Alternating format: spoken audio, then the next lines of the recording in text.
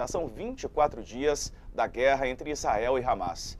Nessa madrugada, as tropas militares anunciaram ataques contra cerca de 600 alvos do Hamas na faixa de Gaza. Isso inclui operações terrestres, tá? Aquelas incursões terrestres que estão acontecendo. Tanques de guerra estariam ali nos arredores de Gaza, a maior e mais populosa do território. Palestinos do norte de Gaza disseram que mísseis israelenses atingiram áreas próximas a 2 hospitais. Os caças também atingiram o sul da Síria em resposta ao lançamento de foguetes. O Ministério da Saúde de Gaza, controlado pelo Hamas, divulgou uma atualização dos números dessa guerra e, segundo esses números, 8.306 palestinos foram mortos. Desses, 3.457 eram crianças.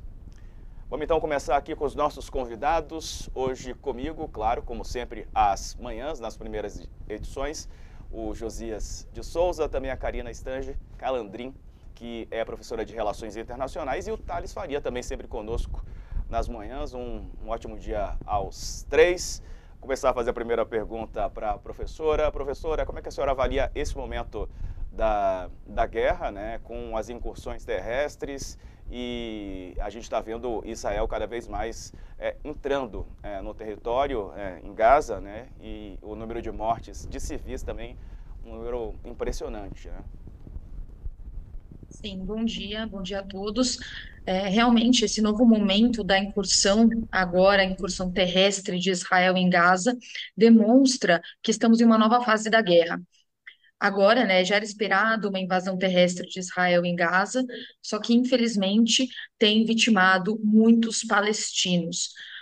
O objetivo de Israel com essa invasão é colocar fim ao Hamas, mas sabemos que essa não é uma tarefa fácil e nem ao menos se é uma tarefa possível, uma vez que vemos agora mais solidariedade à causa palestina, que apesar de não ser representada pelo Hamas, o Hamas é visto como esse grupo que representa uma resistência palestina contra Israel.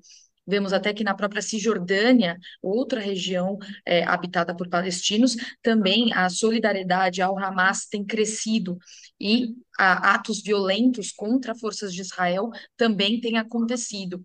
Então, é uma situação em que a violência aumenta, a escalada da guerra aumenta e, infelizmente, os civis estão sendo as maiores vítimas nestes ataques. Também o Hamas tem continuado a lançar mísseis, isso diariamente contra alvos civis em Israel.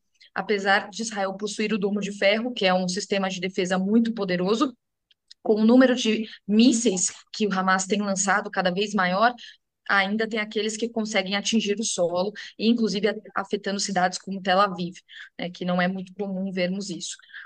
Então, é uma situação em que os civis estão em uma situação, tanto israelenses quanto palestinos estão em uma situação lastimável, e não vemos alguma perspectiva de cessar fogo. Josias, esse momento da guerra também, não sei se você tem uma pergunta para a professora, se você quer analisar esse momento da guerra com um número grande, né, de civis mortos, é claro, o número repassado pelo Hamas, que são os números oficiais. Nós chegamos a um estágio, Diego, em que a violência vai se banalizando de tal maneira que é, a aura de insensibilidade vai se ampliando, né? E essa, essa destruição, ela é potencializada porque, além da incursão terrestre de Israel, os soldados são apoiados ali por fogo pesado, né, de caças, drones, uma artilharia aérea que potencializa a destruição, né?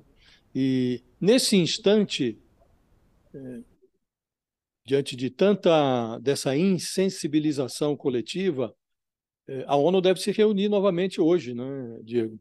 Há uma perspectiva de reunião do Conselho de Segurança da ONU à tarde, ainda sob a presidência do Brasil.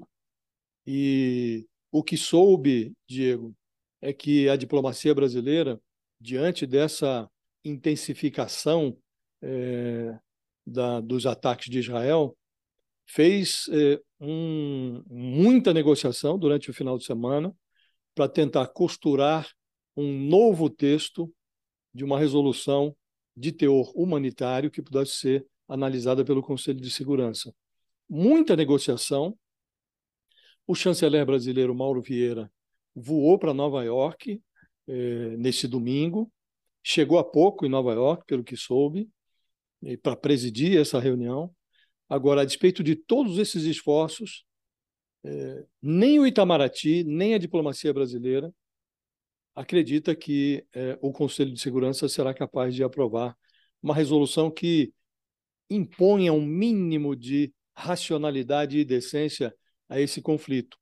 Significa, nesse contexto de destruição e morte, a racionalidade significaria a abertura de corredores humanitários para a entrada em volume mais representativo de socorro, alimentos, remédios, água, e também a abertura da fronteira da faixa de Gaza com o Egito para a saída das centenas de estrangeiros que estão lá e desejam sair dessa zona de guerra. Entre esses estrangeiros, lá estão cerca de 3 dezenas de brasileiros.